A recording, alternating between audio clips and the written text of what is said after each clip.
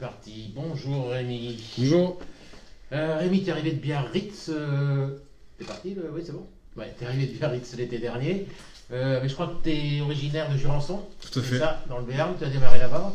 J'ai démarré là-bas. À l'époque, c'était une entente Gand-Jurançon, une alliance de deux petits villages. Et ouais, j'ai fait là-bas jusque moins de premier pas, donc moins de 6 jusqu'à moins de 11 j'ai fait. Et ensuite Ensuite, mes parents ont déménagé. Du coup, je suis parti dans le Lot-et-Garonne et je suis passé direct au SUA. Ouais, t'étais à Agen du coup. Ouais. Donc t'es un Béarnais qui est jamais passé par la section paloise. Jamais. Bon, un regret? Pas du tout. Pas du tout. Donc tu as fait la formation à Agen jusqu'aux espoirs, c'est ça, non? Bah, du coup, j'ai fait de moins de 13 jusqu'à la deuxième année espoir. Et ensuite, je suis parti au BO pendant 2 ans. 2 années espoir et cette année, premier contrat professionnel. Concurrence dans ces genres de villages, dans ces genres de villes où le rugby est roi, ça va pas être toujours facile d'arriver justement à franchir des étapes. À Agen, tu veux dire? Partout, dans de Bayonne, Pau, toute cette région-là, un peu de... Non? Bah, c'est vrai que dans le sud-ouest, il y a beaucoup de rugby, donc il y a beaucoup de jeunes et bah, il faut toujours essayer d'arriver à tirer son épingle du jeu, quoi. Qu'est-ce qui t'a conduit à quitter Agen pour Biarritz finalement? C'était une marche supplémentaire ou c'est que Agen c'était un peu barré? Bah, ouais, c'était un peu barré, ça s'était un peu terminé, j'étais sur la fin avec le staff à Agen et voilà, je cherchais aussi un nouveau défi pour pouvoir jouer à la première où j'avais jamais joué avec Agen. Donc j'ai eu la chance de pouvoir le faire avec le BO. Avec le BO, ouais. Ouais, tu as fait une première saison, j'ai vu, tu as fait une grosse dizaine de matchs en 3D2, hein, c'est ça? Donc c'est une division que tu connaissais déjà avant d'arriver là? Ouais. Ouais. Une division dure où ça tape fort. Ouais. Tu as un tempérament assez jovial, tu as un tempérament calme, toujours avec le sourire, parce que bon, cette année il y a du turnover, tu n'es pas toujours titulaire, etc. Comment tu arrives justement à te ressourcer? Comment tu arrives à prendre les événements comme ça? Bah, je suis quand même encore assez jeune, donc j'essaie de grappiller du temps de jeu au maximum que je peux. Il y a Pierre Lafitte aussi qui joue à l'arrière et qui est bien plus expérimenté que moi. Donc j'essaie de jouer le mieux que je peux, prendre ce que je peux prendre et essayer de donner le meilleur à chaque fois pour pouvoir par la suite acquérir de plus en plus de temps de jeu, quoi. Tu as une certaine polyvalence aussi, non? Ou tu te considères vraiment comme un 15-15? Vincent m'utilise aussi, j'avais fait le début de saison, un match amical en 10, je suis rentré 2-3 fois au centre pour dépanner cette saison, mais sinon oui, plus fixe à l'arrière quand même. Plus 15, c'est ton poste d'origine de toujours? Ouais. Ouais. Okay. Le rugby a beaucoup changé, on joue beaucoup au pied maintenant, avec des ballons qui circulent souvent, et des phases de jeu où à toi, à moi, le rôle d'un arrière devient de plus en plus important. Tu touches plus de ballons maintenant qu'il y a quelques années, tu as cette impression? On touche plus de ballons, mais ça plus des ballons hauts, de contest. Il y a moins de grandes courses comme vous pouvez voir avant. Ça va être surtout de l'occupation, de la pression, et c'est là où le rôle du 15 est important, tous les ballons aériens, et la distribution au pied pour jouer de pression et d'occupation, quoi. Il y avait des grandes courses à ton époque, Didier? Oh non, mais moi, j'étais quand il faisait froid, j'ai pas eu des mots. Bon, juste pour revenir à ton passage au BO, tu avais fait donc la saison de la montée en top 14, mais je crois que j'ai regardé, tu n'avais pas joué le fameux barrage contre Bayonne. Non, malheureusement, je suis dans les tribunes. Tu étais dans les tribunes, ça reste un moment particulier quand même. Ben, moi, c'était mon premier derby, j'étais jamais allé voir un derby à l'époque, quand j'étais petit. En plus, il y avait encore cette jauge Covid. Ouais. Voilà, et après c'était le match de l'histoire, on va dire. C'était écrit qu'il fallait que ce soit un match nul. Donc c'était sympa, ouais. Ouais, c'était un bon moment à vivre. Tu as été recruté à Angoulême par un manager bayonnais, du coup, et par rancunier, quoi. Maintenant, il faut chercher du temps de jeu. À Biarritz, j'en avais moins. Ça se finissait aussi, j'étais en fin de contrat, il comptait pas forcément sur moi. Donc j'essaie de me relancer comme je peux. Et là, j'arrive à enchaîner plus d'une dizaine de matchs cette année. Donc je suis assez satisfait, ouais. Surtout que le contexte n'est pas forcément facile, vous restez sur 6 défaites consécutives là, avant d'aller à Béziers. C'est forcément dur à vivre. Bah, c'est dur à vivre, forcément, on ne gagne pas. Donc c'est vrai que il y a 2 ans, quand j'étais à Biarritz en Pro 2, on était sur une autre dynamique. Mais c'est un autre championnat, on va dire, les places des 3 derniers. C'est un championnat à part qui est assez compliqué et qu'il faut apprendre à maîtriser, quoi. Il y a de la tension quand même en ce moment ou vous arrivez à évacuer? Il y a un peu de tension au niveau de la pression par rapport aux résultats, ouais. Mais sinon le groupe vit bien, on s'entend tous bien, c'est ce qui fait un peu notre force aussi. Et il faut qu'on arrive à se surpasser pour pouvoir aller chercher cette place de qualification, quoi. Ouais. Comment on se remet au travail lundi matin après la déception du week-end dernier? Est-ce qu'on a envie de montrer? Comment ça se passe dans les têtes quand tu arrives lundi matin, toi? On analyse un peu le match, chacun regarde un peu chez soi le match sur notre plateforme vidéo. On essaie d'analyser ce qu'on a pu faire de bien et de moins bien personnellement. Ensuite, collectivement, on a nos réunions en séparé 3 quarts et avant, après, pour analyser ce qu'on a pu faire de bien ou ce qu'on a pu faire de moins bien, pour pouvoir ensuite après travailler sur des ateliers à l'extérieur, sur le terrain, pour justement s'améliorer sur ça, quoi. Vous avez aussi, j'imagine, pensé un moment sur cette équipe de Béziers que vous allez défier vendredi soir, Ouais. qui allait chercher une belle victoire à Provence le week-end dernier. À la limite, c'est un match presque sans pression pour vous par rapport à ceux qui arrivent derrière, quoi. Ben, c'est un match, on va dire, où il faut qu'on se mette la tête à l'endroit, que ce soit dans le combat, dans tous les fondamentaux du rugby, quoi. Et c'est une équipe qui joue pas forcément énormément au rugby, qui est pas forcément très très structurée par rapport à certaines équipes de Pro D2, mais qui dans les fondamentaux est irréprochable. Ils ont mis 40 pions la semaine dernière. Optimistes quand même. Voilà. Ouais. Ils ont des ailiers de feu, ils ont un pack de devant qui est conquérant, qui est puissant, donc ça peut nous remettre dans le droit chemin si on va chercher quelque chose là-bas, quoi. Complètement. Eh bien, merci Rémi. Eh bien, merci à vous. Bon match le vendredi. Yep. Merci. Bon après-midi. Ciao. Merci. Ciao. Monsieur Guillaume Lafort. Donc c'est toi qui t'y colle aujourd'hui. Ouais. Alors, je pensais- Tu ressembles de plus en plus à Vianney, là. À qui? À qui? À Vianney, le chanteur. Oh, je sais pas si je dois dire que c'est gentil, mais Non, t'aimes pas?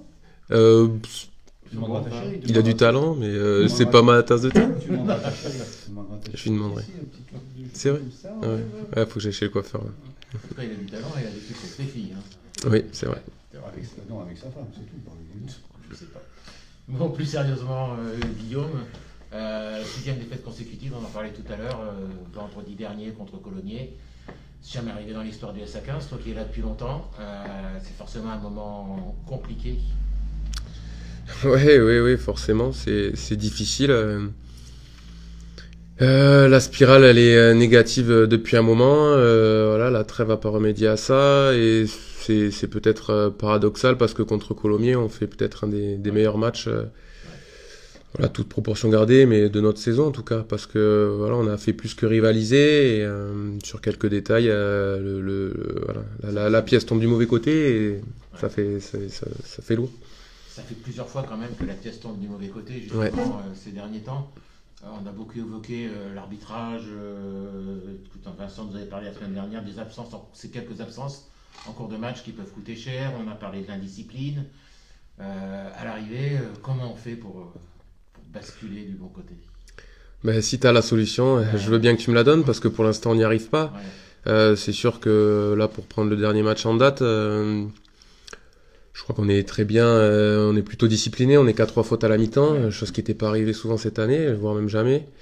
Tu prends le score, tu le tiens, tu résistes aux assauts de Colomiers, et puis sur voilà, un trou d'air de 5 minutes, tu prends 12 points. Donc voilà, malgré ça, tu arrives à repasser devant. Voilà, au courage, je crois que les mecs s'investissent, hein, ils trichent pas. Et puis encore une fois, une fin de match tendue où on fait la petite faute de trop. Voilà, même si moi je veux pas parler de l'arbitrage, les fautes elles peuvent être litigieuses, c'est difficile à arbitrer. Moi je le fais les mardis sur les oppositions, tout voir c'est dur. Donc voilà, il faut pas se réfugier derrière ça parce que les scénarios se répètent pour l'instant et j'espère qu'on va couper cette spirale rapidement. Tu rentres sur le terrain souvent pour apporter le tir et l'eau, et on te sent comme le relais avec les entraîneurs. C'était vraiment le relais ou tu amènes ton analyse personnelle mêlée à l'analyse du... Ah non, ben, Vincent voit le match depuis les tribunes, donc il a un regard un peu plus pertinent que celui qu'on peut avoir au bord du terrain, où on n'a pas forcément les perspectives, la profondeur, voilà, on voit pas tout le jeu, on voit pas super bien sur le banc de touche, donc voilà, moi j'ai l'oreillette, Tanguy a aussi Younes dans la sienne pour passer des consignes, notamment sur la mêlée, ou voilà, sur des choses que Younes peut voir d'en haut, et moi je passe les consignes de Vincent. Donc ouais, je suis un relais, en plus d'apporter de l'eau, j'essaie de contribuer voilà, la performance de l'équipe. À titre personnel, ça doit être quand même particulièrement stressant. Ouais. Ouais, c'est difficile. Je t'avoue que je vis pas les meilleurs moments du club. J'en suis un des premiers à être triste. Après, voilà, c'est une situation que j'ai déjà vécue en étant sur le pré. Je sais combien ça peut être difficile pour les joueurs de trouver les ressources. Mais encore une fois, crois-moi, ils trichent pas. On a fait un super entraînement aujourd'hui, donc écoute. On parlait la semaine dernière de rajouter éventuellement des séances supplémentaires. Vous avez modifié des choses justement ces derniers temps à ce niveau-là? Ouais, on a modifié un peu le format. Alors ça a été perturbé par les conditions météo, notamment la semaine dernière, où on a dû faire un peu du gymnase, voilà, même en début de semaine. Mais oui, on est passé sur du bi-quotidien le lundi. Voilà, il y a des extras qui sont mis en place aussi. Après, voilà, je pense que pour l'instant le mal est ailleurs et Logique. certainement quand tu es dans cette spirale-là, que tu vois le classement, que tu n'avances pas, que devant ça prend des points. Quand tu as des matchs que tu tiens et t'arrives pas à fermer la main pour garder la victoire, forcément que psychologiquement t'es atteint. Après, pour autant, Rémi vous l'a dit, le groupe le vit, toute proportion gardée, mais bien. Je veux dire, les mecs se crêpent pas le chignon, se mettent pas de coups de fusil à l'entraînement. Voilà, il y a de l'implication, il y a du sérieux, du travail. Voilà, il faut que maintenant, on est dans une urgence de points et j'espère que on va au moins en prendre un petit ce week-end, quoi. Une urgence de points. En plus, elle va être critique avec après Béziers, ce triptyque Massy, Carcassonne, Montauban. 3 adversaires directs pour le maintien. Ouais. C'est déjà des matchs que vous avez en tête ou... On n'a pas le luxe de se projeter à plus d'un match. On s'était dit à la trêve que les 8 prochains matchs allaient être hyper importants. On avait un bloc de 2, un bloc de 6. On joue tous nos concurrents directs, que ce soit à la maison, à l'extérieur. Donc à la fin de ce bloc de 6, on sera fixé ou pas loin de l'être. Donc c'est pour ça que c'est pas faire langue de bois que de dire qu'il faut prendre les matchs les uns après les autres. C'est une vérité, parce qu'aujourd'hui, on peut pas se permettre de lâcher un match parce qu'on est dans l'urgence de points, tout simplement. La pression elle est un peu moindre à Béziers quand même, qu'elle peut l'être à la maison, surtout quand ça arrive à direct. Ouais, je sais même pas, parce que Béziers a redressé la barre et dans une super spirale contrairement à la nôtre, donc c'est sûr que ça sera hyper compliqué. À la maison, ils sont hyper souverains, c'est une équipe dense qui est expérimentée.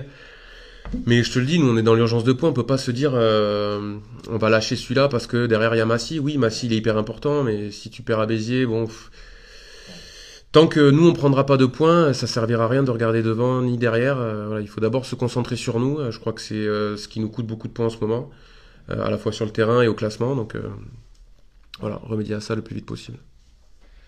Vous allez à Béziers, ça me fait penser à une chose. Tu t'étais fait voler ton maillot une saison dans le vestiaire là-bas. Peut-être le retrouver vendredi, non? T'as pas... Écoute, j'y serai pas. Je serai pas du voyage parce que je suis avec les jeunes sur la fin de semaine. Mais ouais, si quelqu'un peut le retrouver, celui-là il restait un bon souvenir. C'est vrai.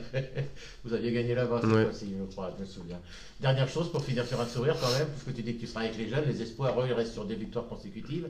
Ouais. Bayonne et Agen. Ouais, c'est ça. Bayonne-Agen. Ouais, Bayonne-Agen. Là, pour le coup, c'est une bonne bouffée d'air. Ouais, complètement. Ouais, je me régale, je retrouve un peu cette insouciance voilà, que t'as quand t'es jeune. C'est des mecs hyper boosters, demandeurs.